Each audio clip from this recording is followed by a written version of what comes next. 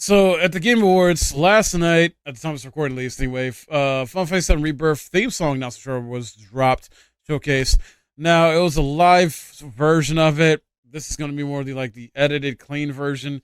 I tried to find a 4K version of this to check out, but the only 4K one is, I believe, the Japanese version, so I didn't want to check out that one. I want to check out the English version and analyze it, see what maybe I missed from checking out last night, because I know I missed some things, and I wasn't able to fully analyze it and go back to look through it. So let's dive into this, see what's going on here. I want to take a look at this.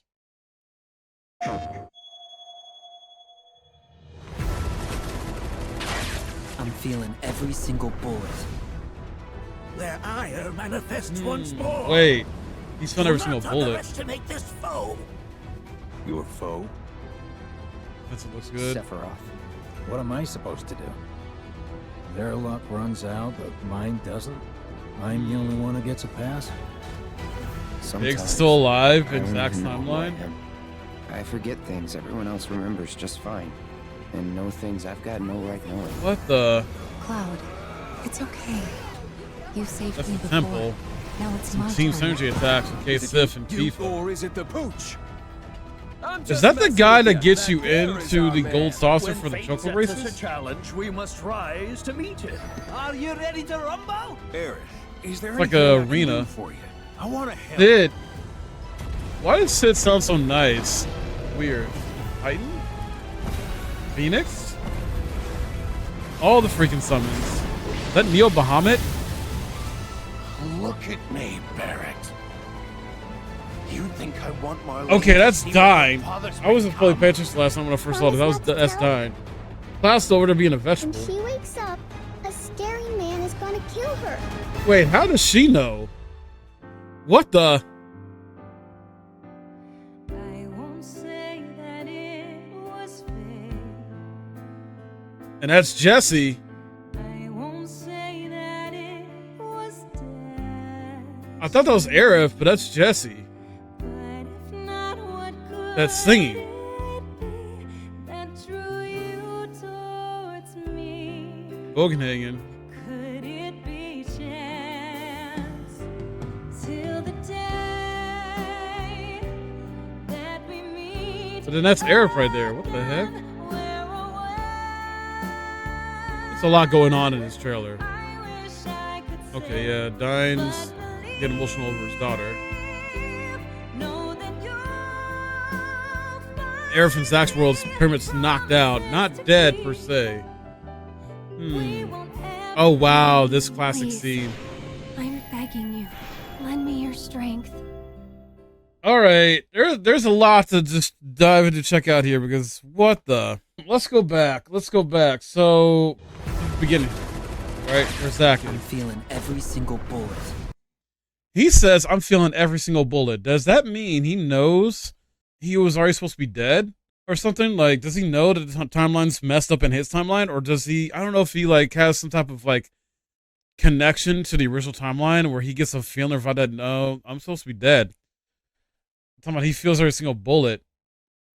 That's kind of odd thing to say. Bogenhagen knows something. I think, like Aerith, he knows more than what he's laying on, or I don't know what's going on here, but he definitely knows something. It looks great, by the way, as well, too. I like his design. Do not underestimate this foe. Okay, what foe are they talking about? They don't reveal what foe it is. Something red.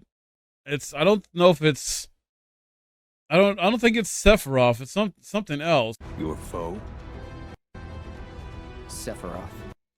Okay, yeah, so Vincent's talking about your foe. That's where we get Vincent. And it's already been confirmed that he is not going to be playable, but he's going to be more like a guest character, like Sid in this game, kind of like how Red 13 was a guest character in the party in Remake, where he'll probably help out in combat sometimes, but you can't control him. What am I supposed to do? All right, so we got Biggs here looking like Charlie Sheen, but more than ever. And he's alive in Zack's timeline. And we go further ahead, and we look at this. This is something we already kind of knew. They already alluded to in a previous trailer, where it was showing that essentially, Barrett, Red 13, Aerith, all of them were essentially being put on stretchers, being helicoptered out, emergency whatnot, something happened. We don't know how they died exactly or got hurt, in Zack's timeline, but they're gone, and it's more evidenced by this wanted poster of Avalanche. Pass. So yeah, like Barrett's dead, Wedge is dead, Jesse's dead, Tifa's dead in Zack's timeline, but Biggs is alive. So that confirms that Biggs is alive in Zack's timeline, but probably dead in the original timeline. But then we got Jesse, who was alive in the original timeline still somehow, because she's singing at the Golden Saucer. And of course, Tifa and Barrett are still alive too. Wedge is still, we don't know for sure if he's alive in the original timeline or not, but this is stuff we kind of already knew. Facility Shinra. Oh, midship market. Wait, is this part of the airship or somewhere else? I'm not entirely sure. It could be. Oh wow, she's here from the market. Wow, she's here from the freaking remake. In the Golden Saucer. I forgot Madam something. I forgot her name from the marketplace in the first game though. Okay, wasn't expecting that. But then again, you got the guy from the Bees Inn in here as well too, so that makes sense. Haunted Hotel. This is definitely Golden Saucer, one of the areas. Yeah, the Haunted Hotel that you go to is an option or side thing to do. Looks really good. This I think is the prison that's connected to the Golden Saucer in some way, where I think you go to at some point and you gotta like essentially get back into the Golden Saucer. Through going through here, and you got to have someone help you out against the races like that, which I think is the next character coming up here in a bit. This guy right here, I think this is the guy that you meet that helps get you in, and like allows you to sort of, I guess, win your freedom in a sense through the chocobo races. Wow, he's got gold teeth. Holy hell. I forgot his name, but I think this is the guy that helps you out. This guy, though, I don't know. Maybe he's part of the battle arena or something like that, or a side quest thing. I don't remember. Oh, or is he? Oh God! Wait. Is he? In the original, because there's like this sort of part where you go into like it's not a bathhouse exactly. It's like, oh God, it's basically like where a lot of like these burly men are supposed to be at and whatnot. And I think he's representing one of those guys or the main dude. Where it's like I think it's like a side thing, and essentially it's like it meant to be silly and goof. I think that's where it's like hold on, let me hear what he's saying. Sets us a challenge. We must rise to meet it.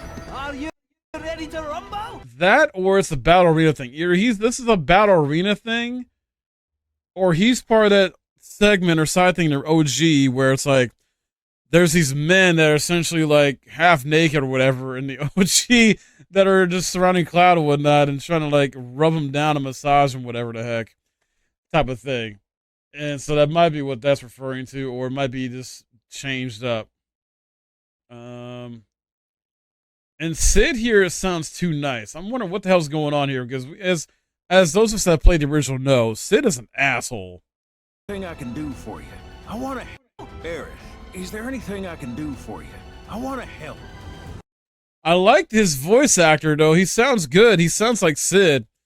And he kind of has a nice sort of like twangs to his voice a little bit, a tiny bit there, which makes sense for this version of Sid. But at the same time, I don't know what's going on here. I don't know if he's being sarcastic or what, but he's supposed to be like an asshole unless they changed up his character dynamic, his character a bit here for the rebirth. I don't know. Very curious about that. And then we got Titan here. At least this looks like Titan. This looks like Titan. So we fight Titan, I guess, maybe before we can like get him to summon. This is Phoenix, a different Phoenix from FF6. I'm wondering how or where you get Phoenix at in here. And then this looks like Bahamut or Neo Bahamut, or maybe I don't know. Maybe this is Bahamut Zero. I don't know. I'm not sure entirely what version of Bahamut this is. And we got Barrett and Dine here, and Dine's just like all upset. I like his design, his character design. That's really good. Oh, that's so good. So You think I want Marlene to see what her father's become? Yeah, he's emotionally, damaged. Like, he's messed up. Barrett had to essentially take over being the father figure for his daughter. And essentially, she just knows Barrett as her dad. I'm not entirely sure if this is a flashback or if this is like when they meet up again, because they're remixing how stuff happens in Rebirth. Like, certain stuff is going to happen differently as far as the order of events. So I'm wondering if this is going to be like in the present day when he meets up, or if this is going to be like a flashback where he's talking to Barrett. But I'm ready for it. I'm ready to dive into more if they expand us a bit more with his character, which I think they will. And then we got Cloud over here in Zach's timeline, who's just still for a reason just knocked the hell out. I don't know. He's kind of like a vegetable state type of thing. We got Zach and Marlene talking here. I'm not sure how they meet up exactly. Or this looks like this could be Aerith's house, actually, now that I think about it. This looks like Aerith's house. So I guess Zach finds where Aerith's house is, brings Cloud with him, and Marlene and him are talking. Somehow Marlene's already here. Promise not to tell? When she wakes up, a scary man is gonna kill her. So we don't know how the heck she knows, but at the same time, I want to, go back to a scene in Remake where Aerith and her had a sort of like connection type scene where like they like touched in a way, not like anything inappropriate or anything like that. No, it's more like Marlene had like was able to see what Aerith could see, like. But the only thing is, that was in the original timeline, right? That wasn't in Zach's timeline. But in the original timeline, Marlene is able to sort of connect with Aerith in a way that makes like it seem like that Marlene kind of sees what Aerith sees as far as what's going on or what's going on with the live stream, and Aerith's sort of back or whatever, things like that.